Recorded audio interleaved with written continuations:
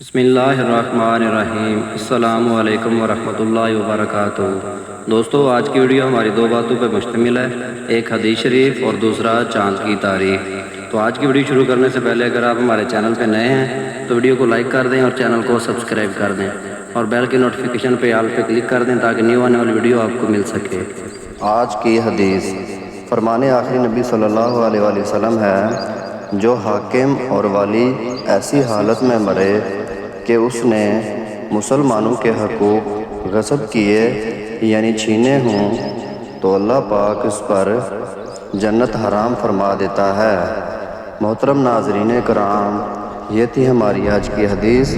دوستو، آج کا کیلنڈر، آج چاند کی تاریخ ہے 15 ذی الحج 1445 ہجری، اور دوستو آج دیسی منتھ کی تاریخ ہے 9 ہاڑ۔